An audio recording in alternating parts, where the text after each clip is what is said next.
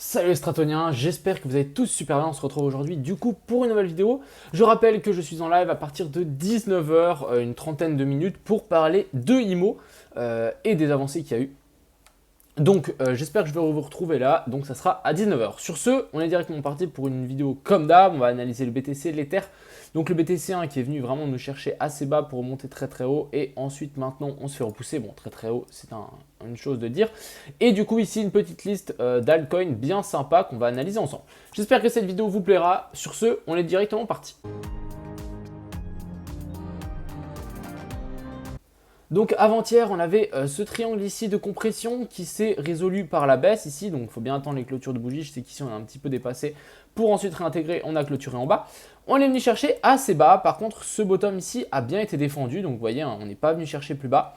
Et on est revenu ici directement vers la zone ici des 0,5 de Fibonacci. Donc pile poil la zone 0,5 du retracement vers la zone des 41 000 tout pile.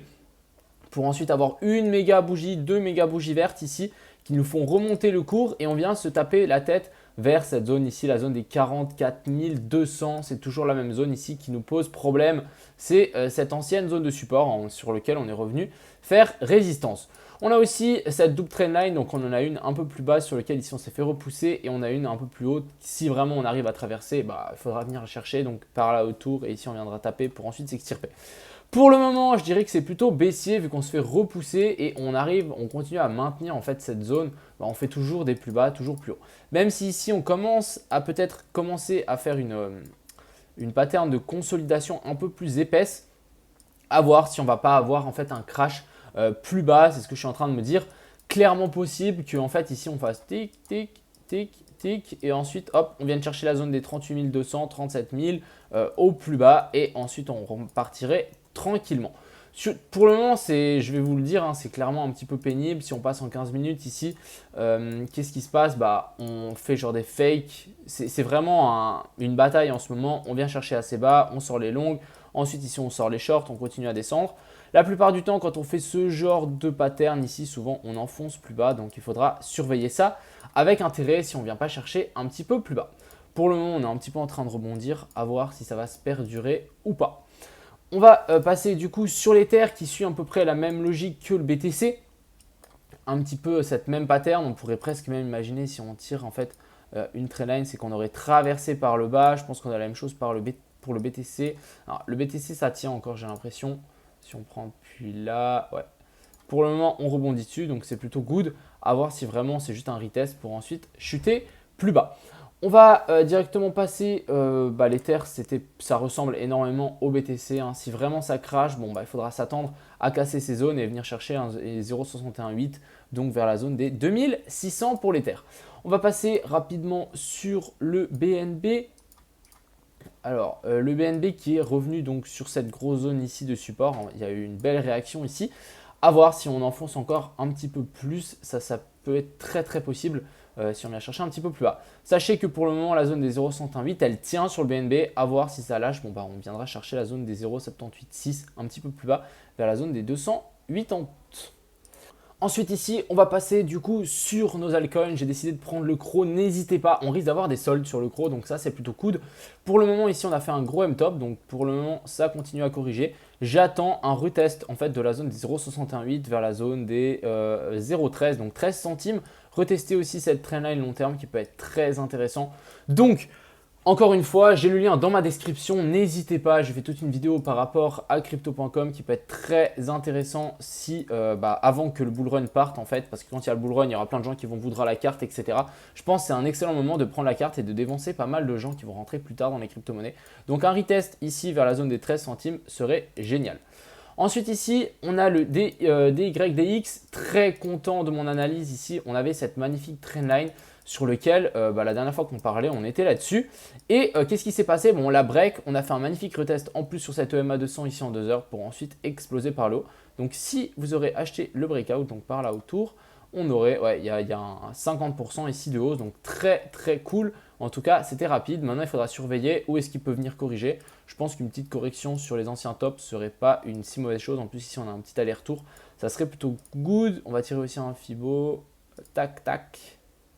Ok, entre juste la zone 0,382, assez intéressant. Ensuite ici on a Elrond, quelqu'un qui m'a demandé est-ce que tu penses qu'il va revenir chercher la zone des 200 $. Donc ça collerait, hein. En vrai ça serait juste un retest de cette énième trendline ici qui est pour moi assez intéressante. On reviendrait chercher ce bottom ici sur la zone des 0,118, mais je pense que beaucoup de choses dépendront du BTC. On n'est pas à l'abri de clairement faire une jambe baissière pour ensuite remonter.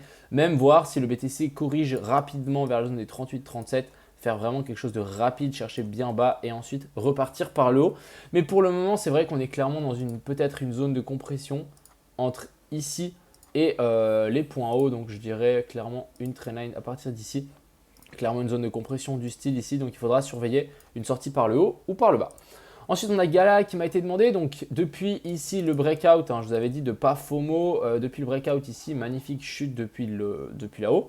Maintenant, on se rapproche vers la zone des 0,68, ça a maintenu ici. Est-ce que on viendra pas chercher pile poil l'ancien top, faire un petit excès par le bas vers la zone des 0,07, 0,8 par là autour pour Gala? Moi, ce que j'attends aussi beaucoup, c'est la trendline, c'est la cassure de cette trendline ici par le haut qui pourrait clairement nous faire comme un DYDX. Ensuite ici nous avons NIR toujours dans ce canal ici baissier, donc j'appellerais ça plutôt un gros bull flag parce que si on passe en daily, ici on peut le voir, c'est clairement quelque chose de plutôt propre. On attendrait une cassure par le haut bien évidemment, à voir si on va venir retoucher encore l'ancien top ici en bas. Pour le moment on est toujours en train de slider ici le milieu de ce canal, donc affaire à suivre, mais ce qu'on a fait là, la petite trendline ici cassure retest et qu'on continue à corriger, c'est plutôt mauvais signe pour le moment. Ensuite ici on a le One qui vient encore une fois donc se toucher face à cette trendline. Pour le moment on résiste, à voir comment ça va se passer. Je rappelle que le One a un très gros potentiel haussier. Pour le moment on est venu faire juste un bottom pour ensuite repartir avec une petite divergence ici en bas en 8 heures, mais en 1 heure on l'a aussi largement. Ici, magnifique W avec cette magnifique divergence ici qui s'est formée. Ce qu'il faudrait attendre maintenant, soit le Bitcoin forme un bottom et ensuite il repart par le haut, parce que pour le moment, c'est clairement encore un petit peu risqué. On a clairement cette zone ici de résistance sur laquelle ici on est venu toucher. Donc, est-ce qu'une correction va arriver ou pas? Ce qu'il faudrait savoir, c'est est-ce qu'on va réussir déjà à rentrer et faire un range là-dedans ou venir corriger et faire un plus gros bottom. Ensuite, on a le Sol qui finit par break enfin cette trendline, donc c'était pas trop tôt, ça a pris du temps mine de rien. On va passer en log, ça colle mieux, ça colle beaucoup mieux même la trendline. Magnifique breakout ici, petit breakout. Ensuite, on vient faire un pullback et ensuite ça part.